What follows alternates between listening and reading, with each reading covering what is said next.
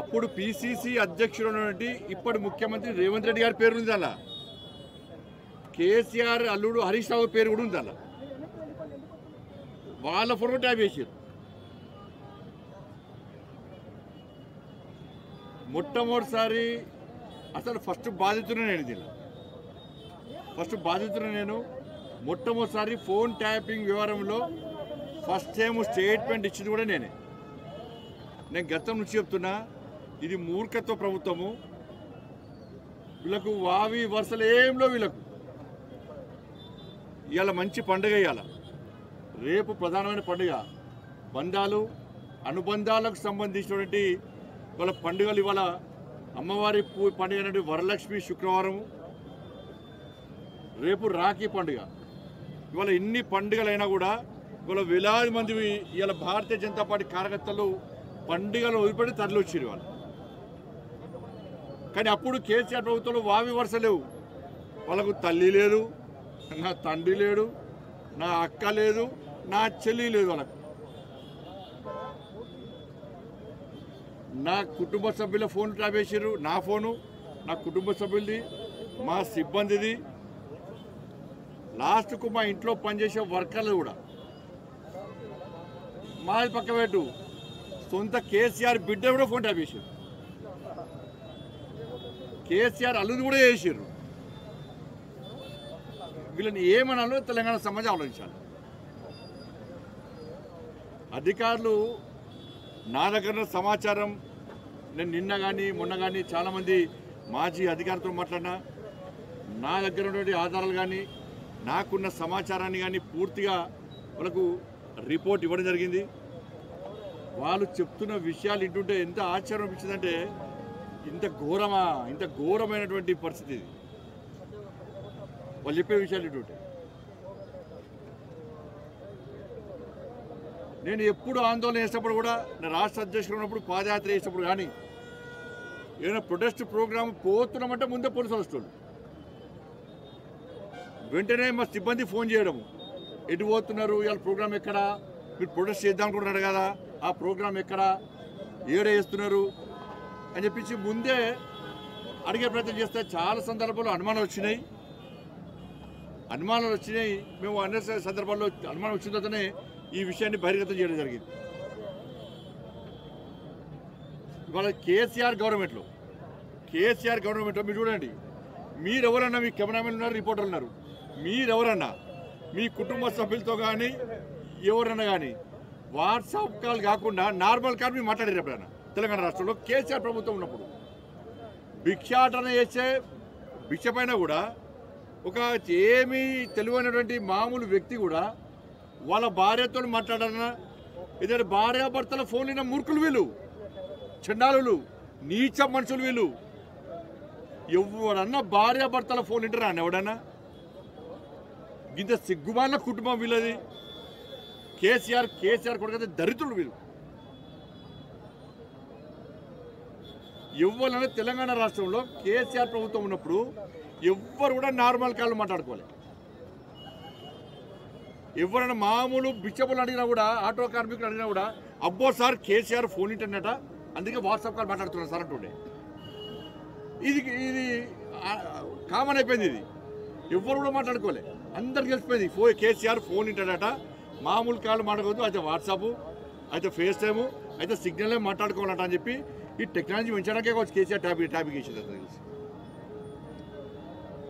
అంటే ఇంత ఘోరమైన పరిస్థితి ఆ రోజు కేసీఆర్ ప్రభుత్వ హయాంలో ఉండే. మావోయిస్టుల ఫోన్ల లిస్టులో మా పేర్లు పెట్టి ఫోన్ ట్యాప్ చేసారు. అసలు ఎస్ఐబి అనేది మావోయిస్టుల కార్యకలాపాలను ఎప్పటికప్పుడు తెలుసుకోవడము, వాళ్ళని కంట్రోల్ చేయడము, వాళ్ళ పట్ల కఠినంగా వివరించాలంటే ఎస్ఐబి ఉండాలి. కాబట్టి ఒక సపరేటు ఇన్వెస్టిగేషన్ బ్రాంచ్ పెట్టి మావోయిస్టు టెర్రరిస్టు కార్యకలాపాలను అదుపు చేయడానికి మాత్రమే ఇది అవసరం. దాన్ని పెట్టుకొని వీళ్ళు ఏది పడితే ఫోన్ ట్యాప్ చేయడమే. వేలాది ఫోన్లు, ఆ లిస్ట్ చూస్తే నేను ఆశ్చర్యపోయినా. వేలాది ఫోన్లు, ఢిల్లీ నుంచి నాకు వచ్చిన ఫోన్లు, మా పిఏలకు వచ్చిన ఫోన్లు, మా డ్రైవర్కి వచ్చిన ఫోన్లు, మా సిబ్బందికి వచ్చిన ఫోన్లు అన్నీ కూడా లిస్టు మొత్తం ఉంది. ఆడ మొత్తం లిస్ట్ ఉన్నది. మావోయిస్టుల కోసం ఏర్పాటు చేసినటువంటి ఎస్ఐబిని ఈ కేసీఆర్ అనే మూర్ఖుడు, కేసీఆర్ కొడుకు ట్విట్టర్ టిల్లు ఏ విధంగా వాడుకున్నారంటే, దాన్ని పక్కబెట్టి మావోయిస్టుల లిస్టు పక్కబెట్టి రాజకీయ నాయకుల ఫోన్లను ట్యాప్ చేయడము, వాళ్ళ సొంత. నేను అందుకే సిట్టర్ గారు చెప్పిన, మీరు మమ్మల్నే కాదు బీఆర్ఎస్ పార్టీకి సంబంధించి మంత్రుల ఫోన్ కూడా ట్యాప్ చేసే లిస్ట్ ఉన్నది. బీఆర్ఎస్ సంబంధించి ఎమ్మెల్యేల ఫోన్ కూడా ట్యాప్ చేసిర్రు. కేసీఆర్ బిడ్డది కేసీఆర్ అల్లు కూడా ట్యాప్ చేసిర్రు. వాళ్ళని కూడా విచార విలువాలని చెప్పిన, వాళ్ళని కూడా విచార విలువాలే.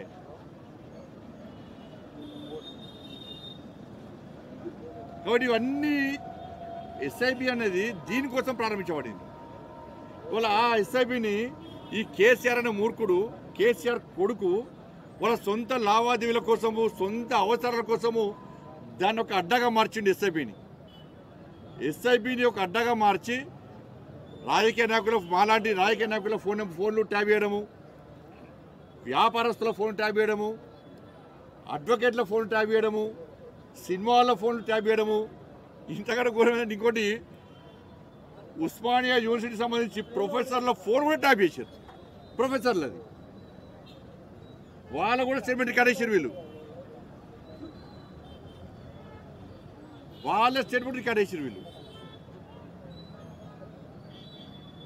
నేను గ్రూప్ 1 ఎగ్జామ్ సంబంధించి పేపర్ లీకేజ్ సంబంధించిన ఫైట్ చేస్తుంటే ఆ రోజు అరెస్ట్ చేశాను. నేను ముందుగానే పోలీసులు మా ఇంటికి వచ్చి నువ్వు పోతున్నావు అని చెప్పండి. నీకెట్లా చేస్తుంటే సమాధానం లేదు. ఇక ఇంతకంటే ఘోరం ఇంకో అసలు విషయం ఏంటంటే, ఇంకా ఆశ్చర్యకరమైన విషయం ఏంటంటే, టీఎస్పీఎస్సీ పేపర్ లీకేజ్ కేసును విచారిస్తున్న జడ్జి ఫోన్ కూడా ట్యాప్ చేసిండు. హైకోర్టు జడ్జి ఫోన్ కూడా ట్యాప్ చేసిండు. వీళ్ళు టీఎస్పీఎస్సీ పేపర్ లీకేజ్ విషయంలో విచారణ చేస్తున్న హైకోర్టు జడ్జి ఫోన్ కూడా, జడ్జి గారి ఫోన్ కూడా వీళ్ళు ట్యాప్ చేశారు. ఇప్పుడున్న ముఖ్యమంత్రి గారు కూడా ట్యాప్ చేశారు అప్పటికి. ఇది దీంతో పాటు అనేక లావాదేవీలకు సంబంధించి వీళ్ళు దీన్ని లబ్ధి పొందిరు. జిల్లా అసలు ఈ ప్రభాకర్ రావు అంటోడు, ఈ రాధాకిషోర్ పెద్ద లఫంగాలు వీళ్ళిద్దరు ఫాల్తుగాలు వీళ్ళిద్దరు. నేను ఈ భాష మాట్లాడుతూ నాకే సిగ్గు అనిపిస్తున్నది. వాళ్ళు చేసిన భాగవతం లోపల వాళ్ళు చెప్తుంటే వీళ్ళను సమాజం క్షమించదు. వీళ్ళకు ఉరిశిక్ష చేస్తే ఒక్కసారి చచ్చిపోతారు. ఉరిశిక్ష ఏది వీళ్ళకు. వీడు క్షణం ఆ రోజు నేను కానీ, మా పార్టీ కార్యకర్తలు కానీ, మా నాయకులు కానీ, ఇతర పార్టీ నాయకులను ఎంత క్షోభకు గురి చేసారో ఈ ఫాల్తుగాళ్ళు ఇద్దరు. ఎంత